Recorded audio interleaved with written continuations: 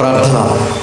ఇంతవరకు ఎంతగానో కాచి కాపాడి ఆరోగ్యమును ఆయుష్ను ప్రసాదించి సజీవులుగా ఉంచి ఈ సాయంకాలం వేళ మీ పిల్లలమైన మేము బల్ల రాజుబాబు గారి కుటుంబంతో కలిసి ఈ విధంగా మీ యొక్క మహోన్నతమైన మాటలు, శక్తి కలిగిన మాటలు, అమూల్యమైన మాటలు విని వాటి ప్రకారంగా బ్రతికి గొప్ప భాగ్యాన్ని మాకు ప్రసాదించారు తండ్రి. అందును బట్టి క్రీస్తు వారి పేరిట స్తుతులు స్తోత్రములు చెల్లిస్తున్నాం నాయన.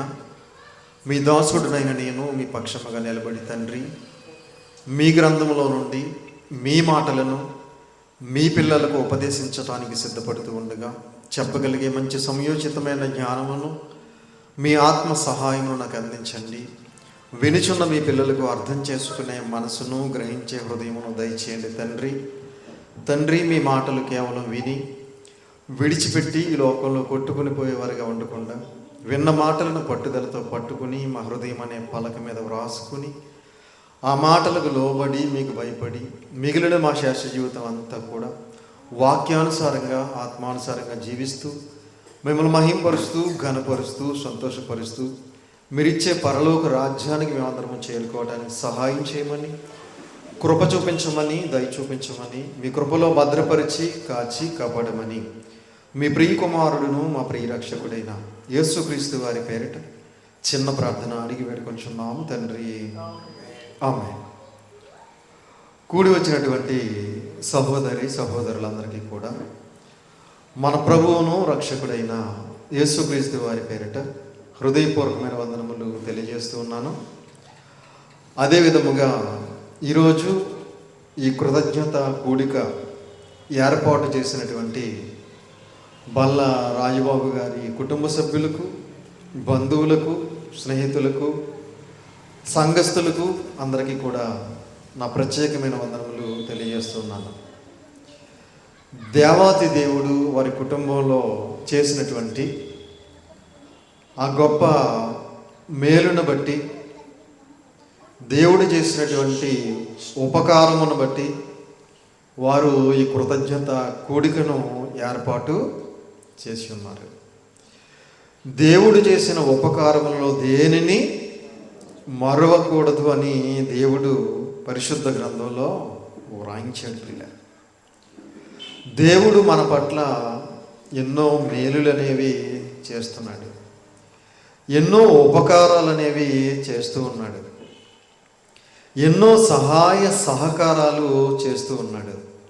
ఇవన్నీ కూడా మనం గమనించుకొని, గ్రహించుకొని ఆయన యందు కృతజ్ఞత కలిగి బ్రతకాలని దేవుడు కోరుకుంటూ ఉన్నాడు. ప్రియమైన దేవుని పిల్లలారా, మనమందరము కూడా ఈరోజు ఈ విధంగా ఆరోగ్యంతో, ఆయుష్తో, సజీవుల లెక్కల్లో ఉన్నాము అంటే అది దేవుని మహా ఉచితమైన కృప అని మనం ఎప్పుడు కూడా మర్చిపోకూడదు ప్రియులారా.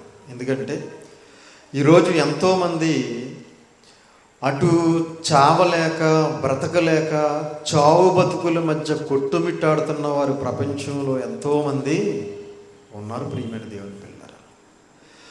అలాంటి భయంకరమైనటువంటి దుస్థితుల్లో, పరిస్థితుల్లో మనం ఉంచకుండా దేవుడు మనకి చక్కని ఆరోగ్యాన్ని ఇచ్చాడు, ఆయుష్నిచ్చాడు, సజీవుల లెక్కల్లో ఉంచాడు, మనల్ని కాచి కాపాడుతున్నాడంటే మనం అందరము కూడా ఎప్పటికీ కూడా దేవుణ్ణి విడిచిపెట్టకూడదు ప్రియమైన దేవుని పిల్లలారా. దేవుణ్ణి మర్చిపోకూడదు ప్రియమైన దేవుని వారులారా. ఈరోజు దేవుణ్ణి మర్చిపోయి, దేవుణ్ణి విడిచిపెట్టేసి ఎవరికి నచ్చినట్టుగా వారు విచ్చలవిడిగా బ్రతుకుతూ ఉన్నారు ప్రియమైన దేవుని పిల్లలారా. ఒక్కసారి సమాజాన్ని చూస్తూ ఉంటే అసలు ఎవరు క్రైస్తవులో, ఎవరు క్రైస్తవులు కాదో అర్థం కావట్లేదు.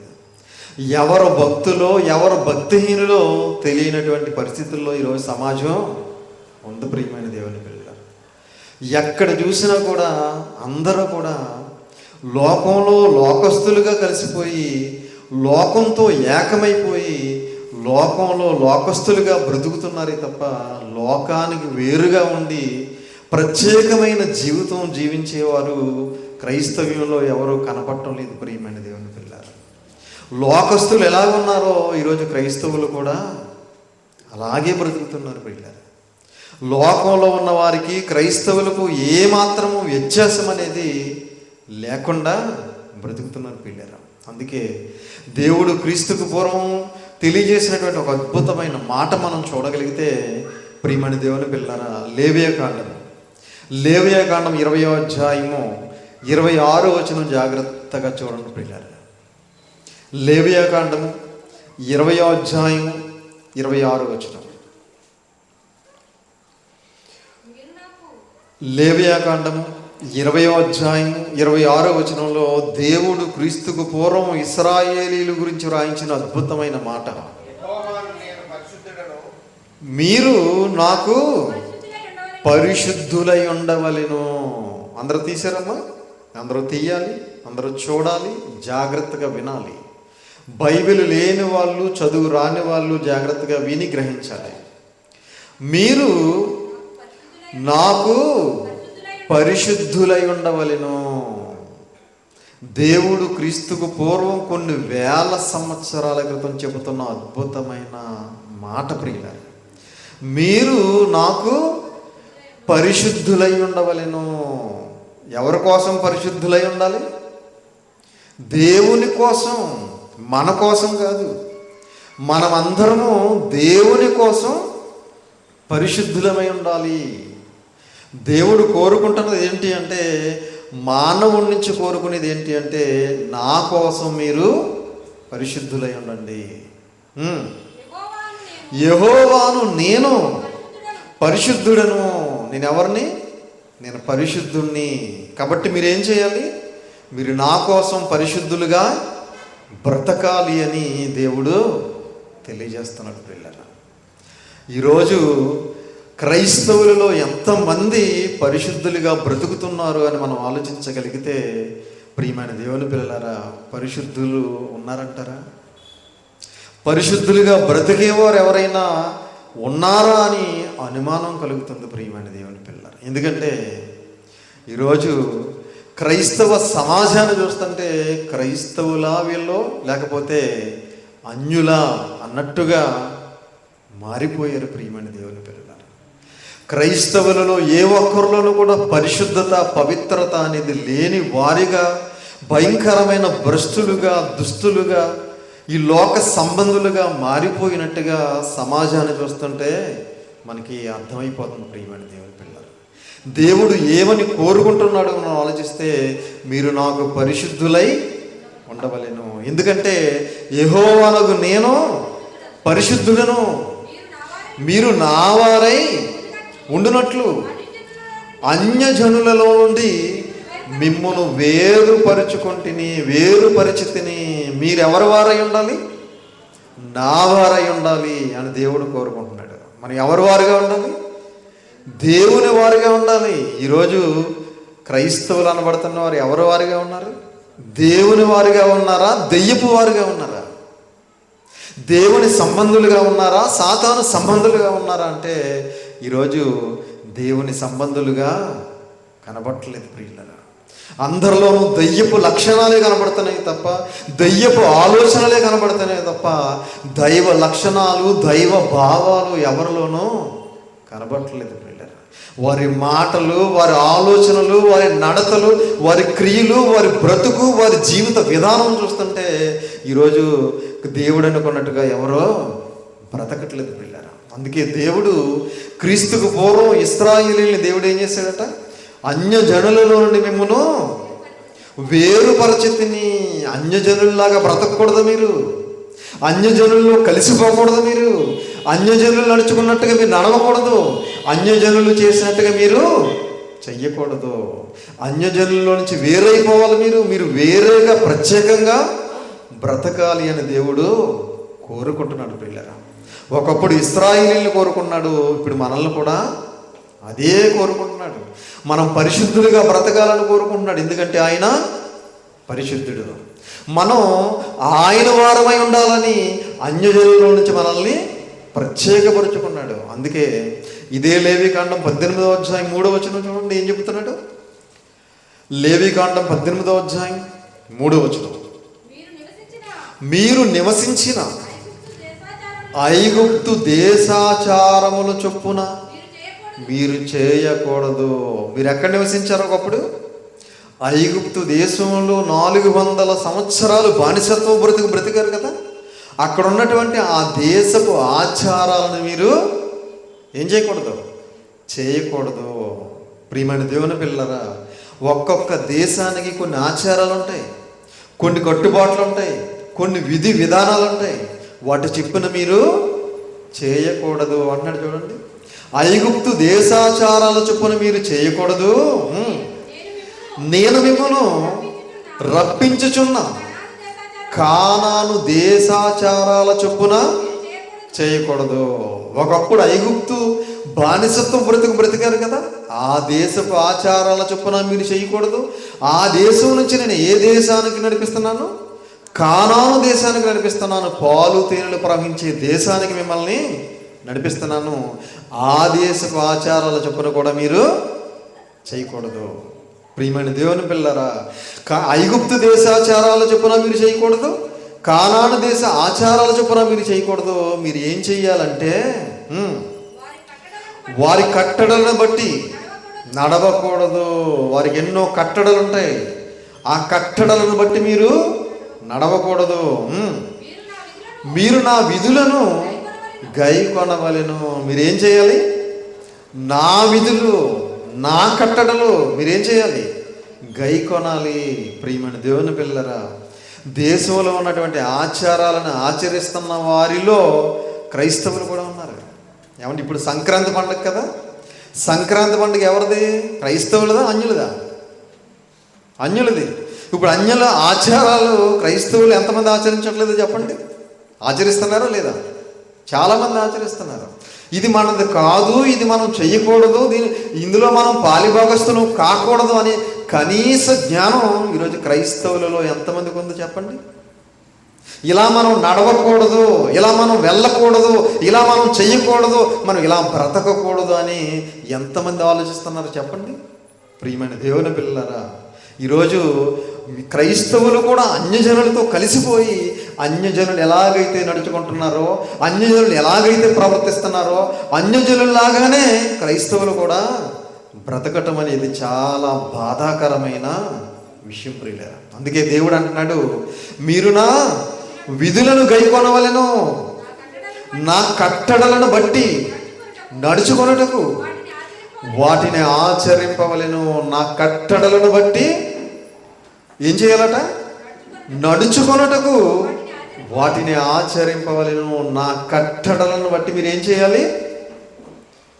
ఆచరించాలి. నా కట్టడలు ఆచరించాలి, నా విధులు గైకొనాలి మీరు అని దేవుడు క్రీస్తుకు పూర్వమే ఇశ్రాయేలీయులకి చెప్పాడు. ప్రియమైన దేవుని పిల్లారా, దేవుడు ఏ కోరుకుంటున్నాడు, దేవుడు ఏం ఆశిస్తున్నాడు అనేది పక్కన పెట్టేశారండి. దేవుడు ఎలా నడవమంటున్నాడు, దేవుడు ఎలా బ్రతకమంటున్నాడు, దేవుడు ఏం చేయమంటున్నాడు, దేవుడు ఏం చెయ్యొద్దు అంటున్నాడు అనేది పక్కన పెట్టేశారు. వీళ్ళకి నచ్చినట్టుగా వీరు ఈరోజు బ్రతుకుతున్నారు. ప్రియమైన దేవుని పిల్లలు, ఏమండి, దేవునికి నచ్చినట్టుగానే మేము బ్రతుకుతున్నాము, దేవునికి నచ్చినట్టుగానే మేము నడుచుకుంటున్నాము అనేవారు ఈరోజు ఎంతమంది ఉన్నారు ప్రియులు గారు? ఏమండి, దేవుని ఉద్దేశాన్ని పక్కన పెట్టేశారు, దేవుని మనసు ఏంటో తెలుసుకోవటం మానేశారు. వీళ్ళ మనసులో ఉన్న ఆలోచనల ప్రకారం, వీళ్ళ ఉద్దేశాల ప్రకారంగానే ఈరోజు నడుచుకుంటూ ఉన్నారు ప్రియమైన దేవుని పిల్లలు. అందుకే దేవుడు ఏమంటున్నాడు కింద చూడండి, ఇంకో మాట, మీ దేవుడునకు నేను యెహోవాను, మీరు నా కట్టడలను నా విధులను ఆచరింపవలెను. మీరు నా కట్టడలను నా విధులను ఏం చేయాలి? ఆచరింపవలెను. ప్రియమైన దేవుని పిల్లలు, ఆయన కట్టడలు ఆయన విధులు ఏం చేయాలి? ఆచరించాలి. మరి ఆచరిస్తున్నారా? ఆయన కట్టడలు, ఆయన విధులు, ఆయన ఆజ్ఞలు ఎవరైనా ఆచరించే వాళ్ళు ఉన్నారా? గైకొనేవారు ఉన్నారా? పాటించే వాళ్ళు ఉన్నారా? అనుసరించే వాళ్ళు ఉన్నారా అంటే చాలా తక్కువ మంది ఉన్నారండి. పాటించేవారు చాలా తక్కువ మంది ఉన్నారు. ప్రియమైన దేవుని పిల్లరా, పాటించిన వారు కోకొల్లలుగా ఉన్నారండి. అందుకే దేవుడు ఇంకా కింద ఇంకో మంచి మాట చెప్పాడు చూడండి, వాటిని గైకొనేవాడు వాటి వలన బ్రతుకును. నేను యెహోవాను, వాటిని గైకొనేవాడు వాటి వలన బ్రతుకును. నువ్వు వాక్యాన్ని విని దాని ప్రకారంగా నువ్వు బ్రతుకుతున్నావా? అయితే నువ్వు బ్రతుకుతావు అంటున్నాడు దేవుడు. మనం బ్రతకాలి అంటే, దేవుడిచ్చిన ఆయుష్కాలం వరకు మనం ఈ లోకంలో జీవించాలి అంటే మనం ఏం చేయాలి? విన్న వాక్య ప్రకారంగా బ్రతకాలి. నువ్వు బ్రతకవా? అయితే దేవుడు నీకు ఇచ్చిన ఆయుష్కాలం కంటే ముందే నేను కాలగర్భంలో కలిపేసే ప్రమాదం ఉంది ప్రియమైన దేవుని పిల్లారా. ఇప్పుడు చూడండి, చాలామంది యవ్వన ప్రాయంలోనే కాలగర్భంలో కలిసిపోతున్నారు పిల్లారా. ఎందుకంటే వాక్యానుసారమైన జీవితం లేదు ఇప్పుడు ఎవరికి కూడా, వాక్యానుసారమైన బ్రతుకు లేదు ఎవరికి కూడా. ఎవరికి నచ్చినట్టుగా వారు విచ్చలవిడిగా వారికి నచ్చినట్టుగా బ్రతికేస్తున్నారు ఈరోజు. అందుకే దేవునికి ఏమంటే కోపం వస్తుంది, దేవుని ఉగ్రతకు పాత్రులైపోతున్నారు ఈరోజు చాలామంది. గమనించుకోవట్లేదు, గ్రహించుకోవట్లేదు ప్రియులరా. కాబట్టి మన అందరం కూడా బ్రతకాలి అంటే దేవుడిచ్చిన ఆయుష్కాలం వరకు ఆయన మాటల ప్రకారంగా మనం బ్రతకాలి. అలా బ్రతకమని దేవుడు చెబితే ఇశ్రాయేలీయులు ఏం చేశారో చూస్తారా? చూడండి ఒకసారి, ఎజ్రా గ్రంథము 9వ అధ్యాయం. ఇశ్రాయేలీయులు ఏం చేశారో ఒకసారి మనం బైబిల్ గ్రంథంలోకి వెళ్ళి చూడగలిగితే, ఎజ్రా గ్రంథం 9వ అధ్యాయం. ఎజ్రా గ్రంథం 9వ అధ్యాయం 1-2 వచనాలు జాగ్రత్తగా చూడండి పిల్లారు. ఎజ్రా గ్రంథం 9వ అధ్యాయం 1-2. ఈ సంగతులు సమాప్తమైన తరువాత పెద్దలు నా యొద్దకు వచ్చి ఇశ్రాయేలీయులను, యాజకులను, లేవీయులను, కనానీయులు, హిత్తీయులు, పెరిజ్జీయులు, యెబూసీయులు, అమ్మోనీయులు, మోయాబీయులు, ఐగుప్తీయులు, అమ్మోరీయులు అను దేశపు జనములలో నుండి తమ్మును తాము వేరుపరుచుకొనక, ఏమండి, తమ్మును తాము ఏం చేయలేదట? వేరుపరుచుకోలేదట, వేరుగా బ్రతకలేదట. మరి ఏం చేశారు? వాళ్ళతో కలిసిపోయారనమాట. అర్థమవుతుందండి? క్రైస్తవుడు అనేవాడు ఎలా ఉండాలి? ఏమండి, క్రైస్తవుడు అనేవాడు వేరేగా ఉండాలి, ప్రత్యేకంగా ఉండాలి. కానీ ఈరోజు క్రైస్తవులు కూడా ఎవరితో కలిసిపోతున్నారు? ఎవరిలాగా నడుచుకుంటున్నారు? ఎవరిలాగా బ్రతుకుతున్నారు? అన్యజనులతో కలిసిపోతున్నారు. ఒకప్పుడు ఇశ్రాయేలీయులు కూడా అలాగే కలిసిపోయారు. ఏమండి, హిత్తీయులు, హివ్వీయులు, పెరిజ్జీయులు, అమ్మోనీయులు, అమోరీయులు వీళ్ళందరితో పాటు ఏమైపోయారంటే వాళ్ళతో పాటు ఏకమైపోయారట.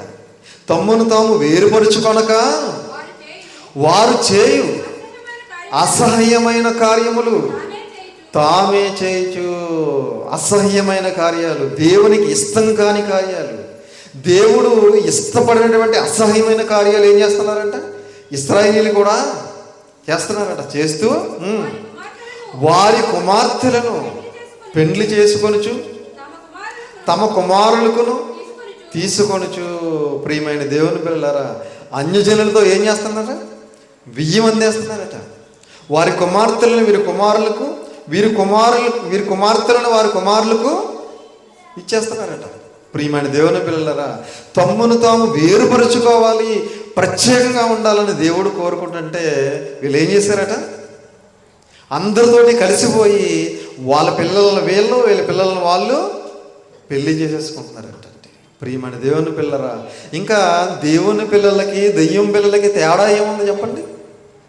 ఒక ప్రత్యేకత అంటూ ఇంకేమీ అవసరం లేదా? మనం కూడా లోకంలో లోకస్తులతో కలిసిపోయి బ్రతికేయటమేనా? మనకంటూ ప్రత్యేకత అవసరం లేదా? దేవుడు ముందుగానే చెప్పాడా లేదా? వీళ్ళకి ఇశ్రాయేలీయులైన మీరు అన్యజనులతో వియ్యమందొద్దు అని చెప్పాడా లేదా? చెప్పాడా లేదా? చూడండి ఒకసారి, ద్వితీయోపదేశకాండం 7వ అధ్యాయం. ద్వితీయోపదేశకాండం 7వ అధ్యాయం 3వ వచనం చూడండి. ద్వితీయోపదేశకాండం 7వ అధ్యాయం 3.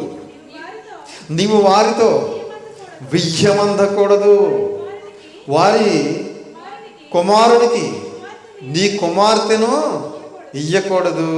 నువ్వు వారితో వియ్యమందకూడదు. ముందే చెప్పాడు దేవుడు, మీరు వారితో వియ్యమందకూడదు, నీ కుమారునికి వారి కుమార్తెలను తీసుకోకూడదు, వారి కుమారులకు నీ కుమార్తెలను ఇవ్వకూడదు అని ముందుగానే దేవుడు తెలియజేసినా ఏం చేశారు వీళ్ళు?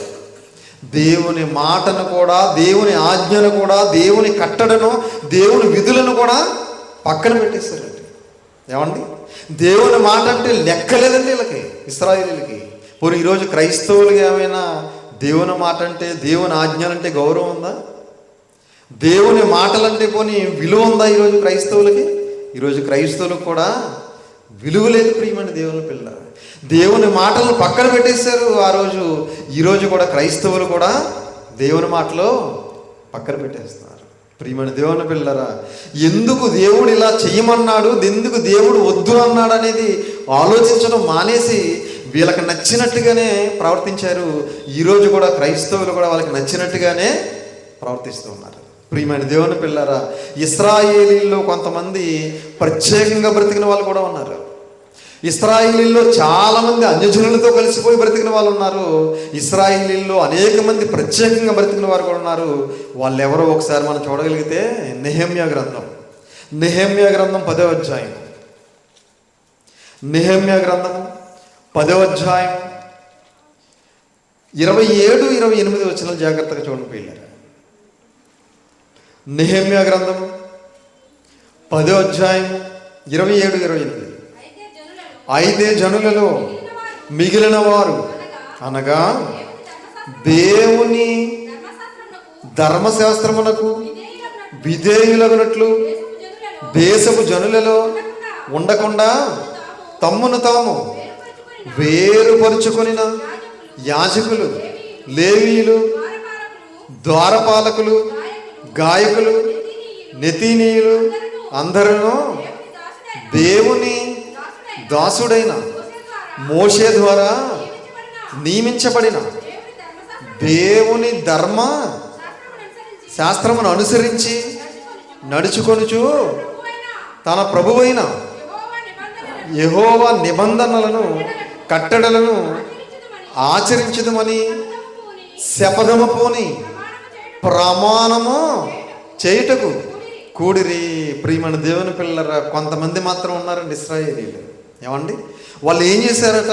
వాళ్ళ అన్యజనుల్లో కలిసిపోలేదట. అన్యజనులు ఎలాగైతే బ్రతుకుతున్నారో అలా బ్రతకలేదట.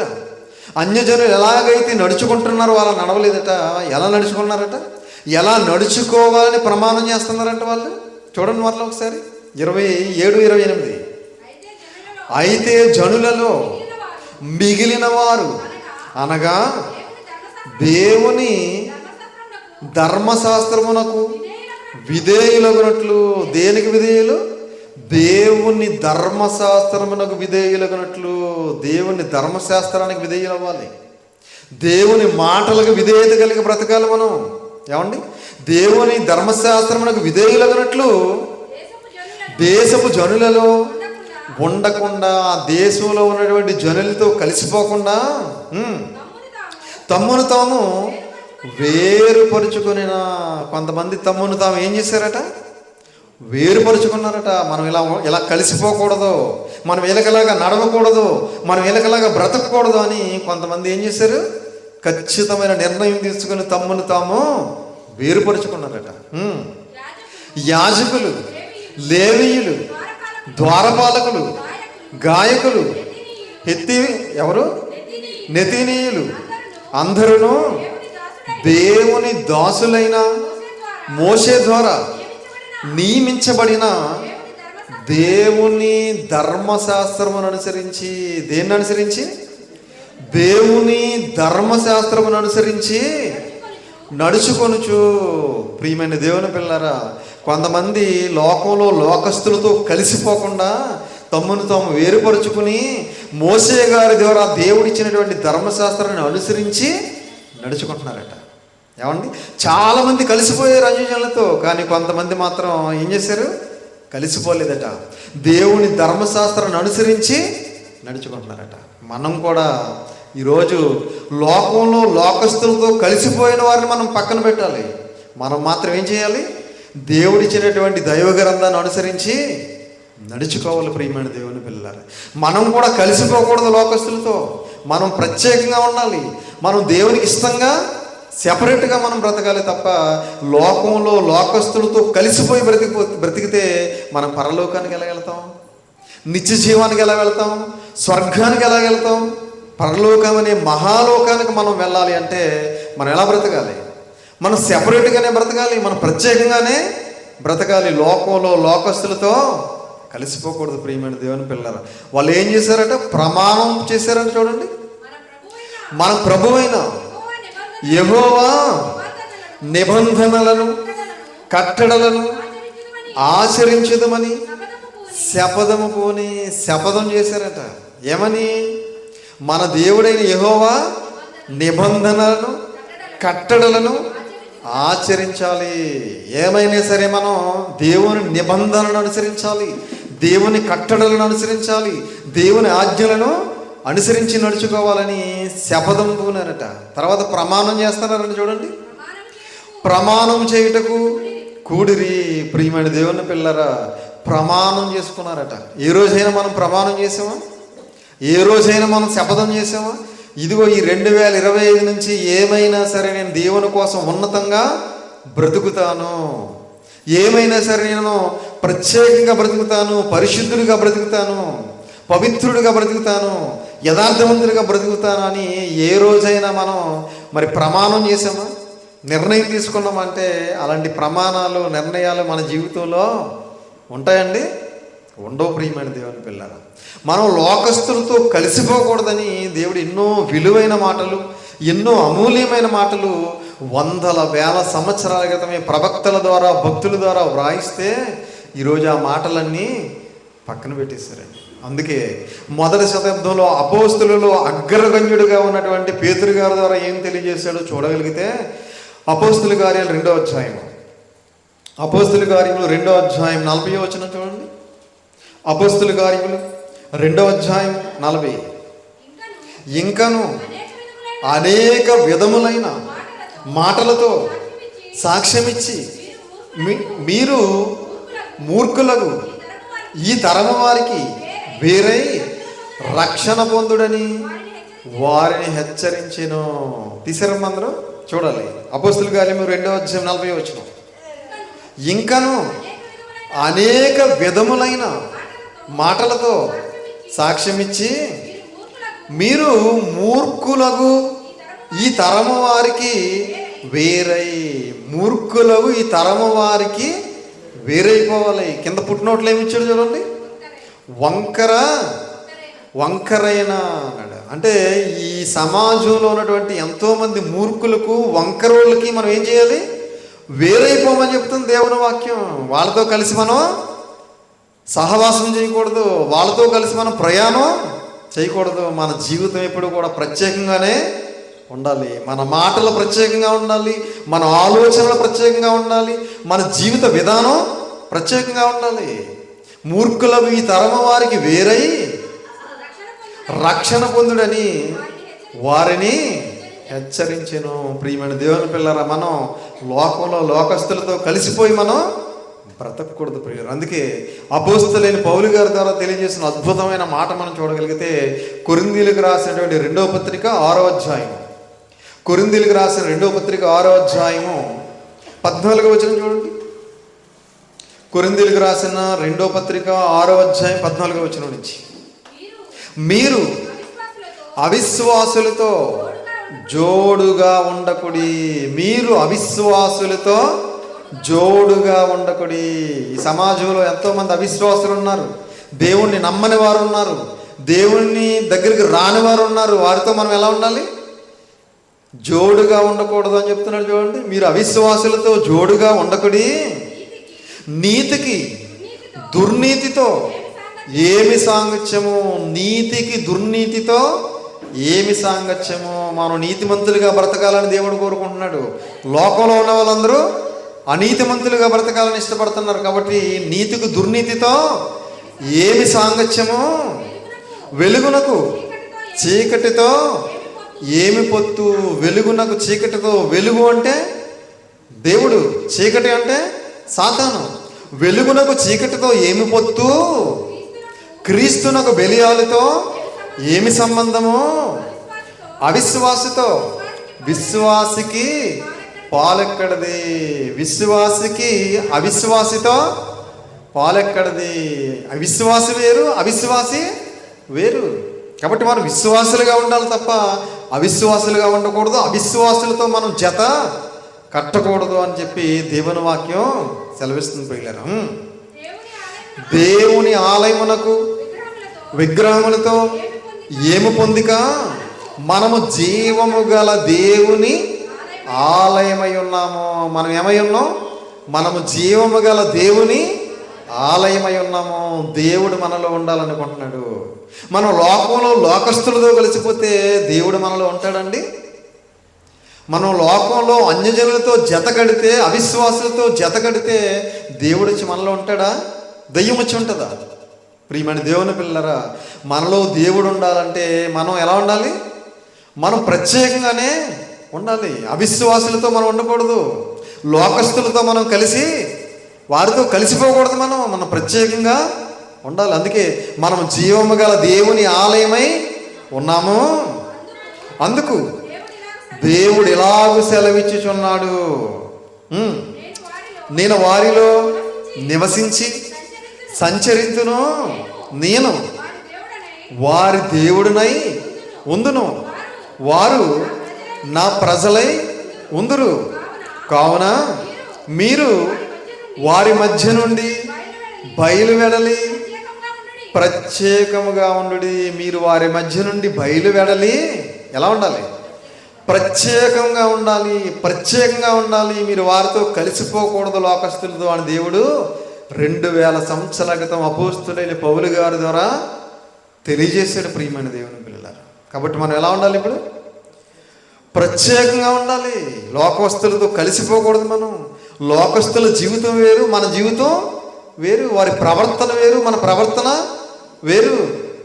వారి భక్తి వేరు, మన భక్తి వేరు. వారి మాటలు వేరు, మన మాటలు వేరు. వారి ఆలోచనలు వేరు, మన ఆలోచనలు వేరు. ప్రియమైన దేవుని పిల్లరా, మొన్న రీసెంట్గా వెస్ట్ గోదావరిలో నేను ఒక జ్ఞాపకార్థ కూడికి వెళ్ళానండి. ఆవిడ నాకు నానమ్మ గారు అవుతారు. అక్కడ ఓ పాస్టర్ గారు అంటున్నారు, మనం స్పెషల్గా ఏమి బ్రతకక్కర్లేదు, మన అందరిలాగానే బ్రతికిస్తే సరిపోద్ది, మన పరలోకానికి వెళ్ళిపోతాం అంటాడు ఆయన. ఏమండి, మనం మామూలుగా నమ్ముకుంటే చాలు పరలోకానికి వెళ్ళిపోతాం, అందరిలాగే మనం బ్రతికితే చాలు అంటున్నాడు ఆయన. ఏమండి, ఇక్కడ వాక్యం ఏం చెబుతుంది? వాక్యం ఏం చెబుతుందండి ఇక్కడ? మీరు వారిలో నుండి బయలువెడలి, మీరు ప్రత్యేకముగా ఉండుడి. మనం ప్రత్యేకంగా ఉండాలని దేవుని వాక్యం చెబుతుంటే, ఏమండి, ఈరోజు దైవ సేవకులుగా చాలామంది అవుతున్నవారు, ఏమండి, సువార్థికులుగా చాలామంది అవుతున్న వారే ఈరోజు ఏం చెప్తున్నారు? ఏం పర్వాలేదు, జస్ట్ మనం నమ్ముకుంటే చాలు, ఎలా బ్రతికినా పర్వాలేదు, పరలోకానికి వెళ్ళిపోతాం, మనం స్వర్గానికి వెళ్ళిపోతాం అని బోధిస్తున్నారు. అంటే ఎంత అజ్ఞానంలో ఉన్నారో చూడండి, ఎంత అవివేకంలో ఉన్నారో చూడండి. ప్రియమైన దేవుని పిల్లరా, దేవుడు మనల్ని అందరిలాగా మనల్ని ఉండాలని దేవుడు అనుకోవట్లేదు. ఎలా ఉండాలనుకుంటున్నాడు? మనం ప్రత్యేకంగా ఉండాలి, మనం స్పెషల్గా ఉండాలి. అపోస్తులు ఎలా ఉన్నారు? అందరితో కలిసిపోయారా? భక్తులు, బైబిల్లో ఉన్నటువంటి భక్తులు అందరూ ఎలా ఉన్నారు? లోకస్తులతో కలిసిపోయారా? ప్రత్యేకంగా ఉన్నారా? ప్రవక్తలు ఎలా బ్రతికారు? మొదటి శతాబ్దపు క్రైస్తవులు ఎలా బ్రతికారు? వాళ్ళందరూ ప్రత్యేకంగానే బ్రతికారు తప్ప లోకంలో లోకస్తులతో కలిసిపోలేదు. ప్రియమైన దేవుని పిల్లారా, కాబట్టి మనం కూడా ఎలా బ్రతకాలి? ప్రత్యేకంగా బ్రతకాలి. మనందరం కూడా దేవుని గుంపులో ఉండాలి, సాతాను గుంపులో ఉండకూడదు. మనందరం కూడా దేవుని గుంపులో, దేవుని లక్షణాలతో, దేవుని భావాలతో మనం బ్రతకాలి తప్ప లోకంలో లోకస్తులు ఎలా బ్రతుకుతున్నారో అలా మనం బ్రతకూడదని దేవుడు కోరుకుంటున్నాడు ప్రియులారా. కాబట్టి మనందరం కూడా ఎలా బ్రతకాలి? ప్రత్యేకంగా ఉండాలి. మనందరి జీవితాలు ప్రత్యేకంగా ఉండాలి. మన మాటలు, మన ఆలోచనలు, మన నడతలు, మన క్రియలు, మన జీవిత విధానం అంతా కూడా లోకానికి వేరుగా ఉండాలి. అప్పుడే మనం పరలోకానికి వెళతాం ప్రియమైన దేవుని పిల్లలు. కాబట్టి మనమందరం కూడా ఈ లోకంలో ఉండేది కొంతకాలం మాత్రమే. ఉన్నంతకాలము కూడా దేవుడు ఎలా బ్రతకాలని కోరుకుని మనకి బ్రతుకునిచ్చాడో, ఎలా నడుచుకోవాలని కోరుకుని మనకి జీవితాన్ని ఇచ్చాడో, మనం అలా బ్రతుకుతూ, అలా నడుచుకుంటూ, అలా భక్తి కలిగి, విశ్వాసం కలిగి మనందరము పరిశుద్ధతను కాపాడుకుంటూ, సొంత రక్షణను కడవరకు కొనసాగిస్తూ దేవుడిచ్చే నిత్యరాజ్యానికి దేవుని మాటల ద్వారా మనం బాటలు వేసుకోవాలి ప్రియమైన దేవుని పిల్లలారా.